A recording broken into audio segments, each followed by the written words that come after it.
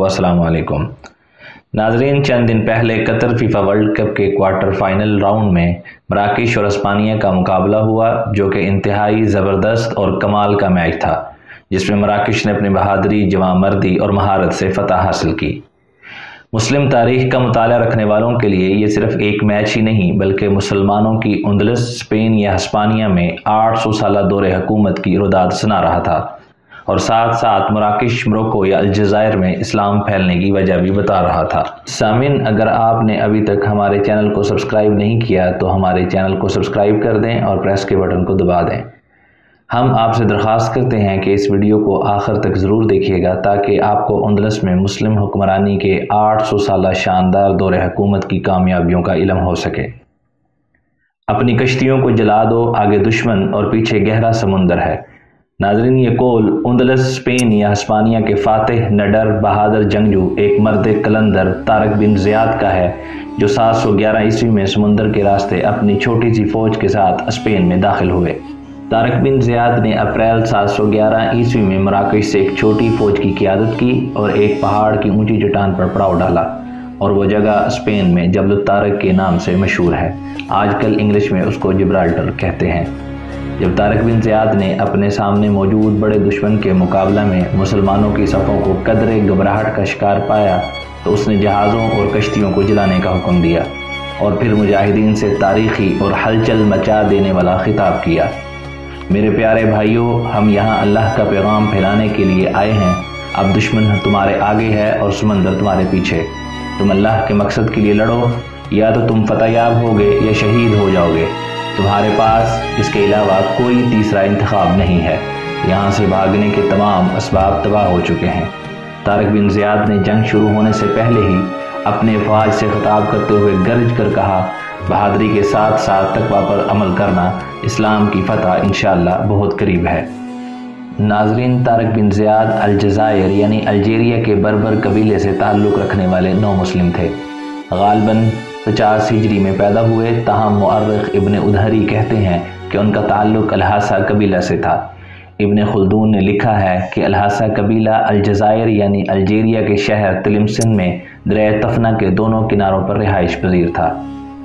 तारिक बिन Ziyad के बारे में तारीख़ नगार लिखते हैं कि वो एक आज़ाद करदा ग़ुलाम थे।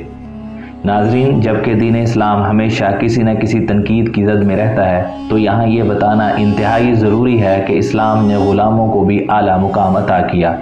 हज़रत सलमान फ़ारसी, हज़रत बिलाल बिन रबाह और ज़ैद बिन हारिसा रज़ियल्लाहु अन्हुम रसूलुल्लाह सल्लल्लाहु अलैहि वसल्लम के दौर में आज़ाद होने से पहले ग़ुलाम थे।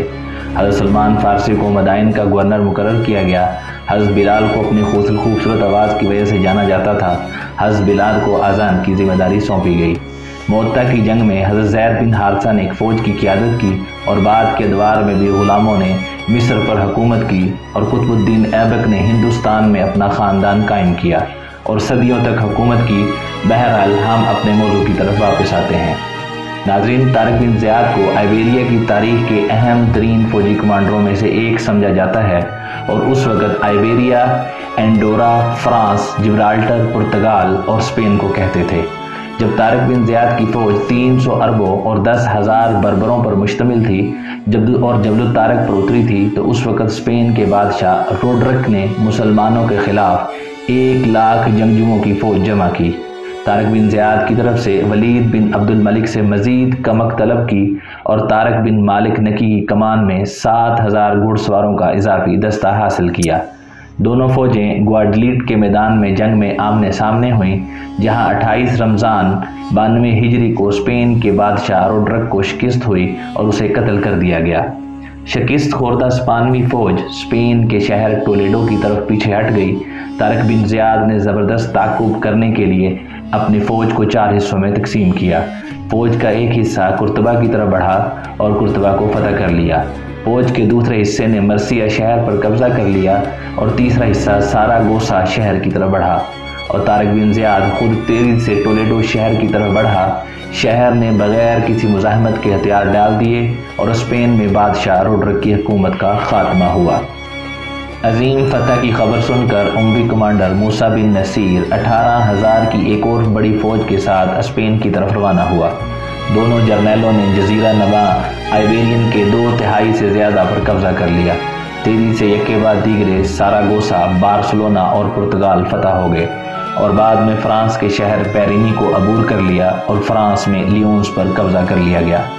711 عیسوی سے لے کر 1492 عیسوی تک اسپین 750 سال سے زائد عرصے تک مسلمانوں کے زیر تسلط رہا۔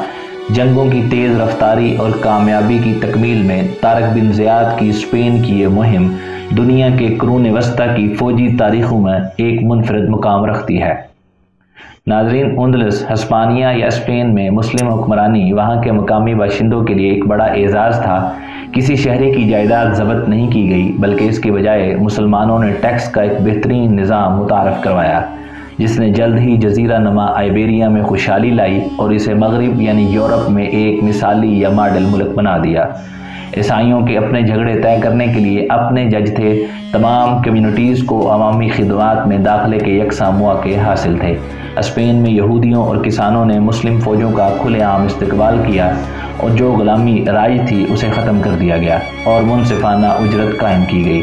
پیداواروں سے ٹیکس کو کم کر دیا گیا۔ جس نے بھی اسلام قبول کیا اس نے گندے اور سڑے ہوئے نظام سے غلامی حاصل کی۔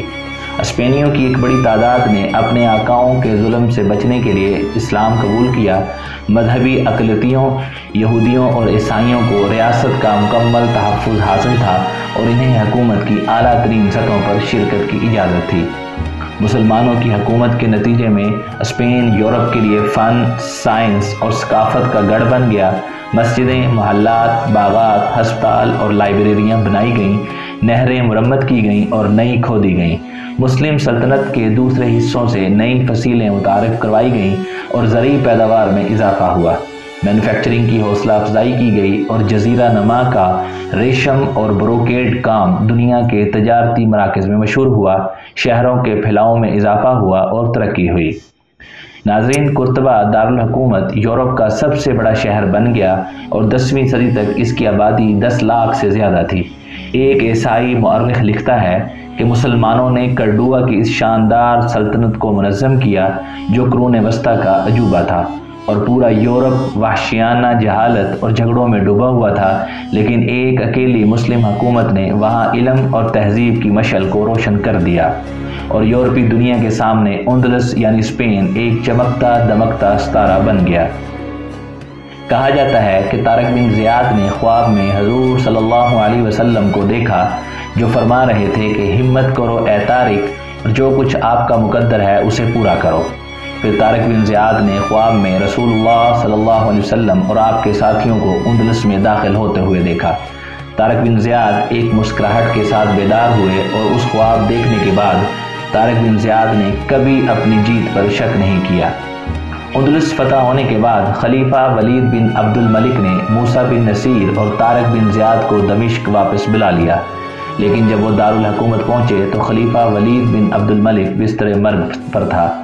خلیفہ نے دونوں کمانڈروں کی بہت آؤ بھگت کی، لیکن خلیفہ جلد ہی انتقال کر گئے۔ خلیفہ سلیمان فروری 715 عیسوی میں ولید بن عبد الملک کے جانشین ہوئے اور اس نے دونوں کمانڈروں کے خلاف ہو کر انہیں تمام سہولیات سے محروم کر دیا۔ طارق بن زیاد کا انتقال دمشق میں 720 عیسوی میں گمنامی میں ہوا۔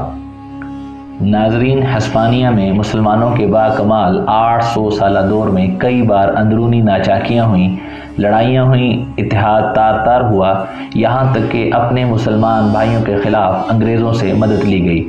مگر انگریز خود حکمرانی کرنے لگتے تو افریقہ سے یوسف بن تاشفین آتے اور انگریزوں کو مار بھگاتے۔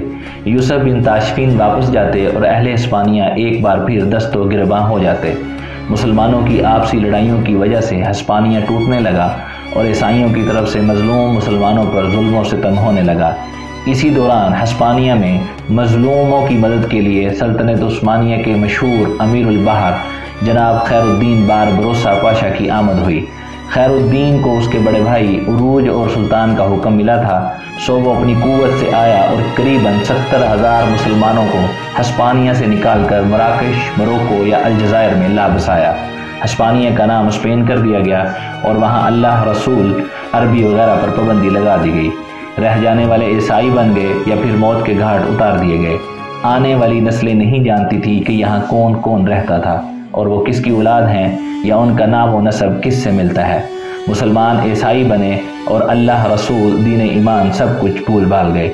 مراکش میں رہنے والوں نے یہاں نئی زندگی شروع کی اور ایمان جیسی قیمتی متاع بچانے میں کامیاب رہے۔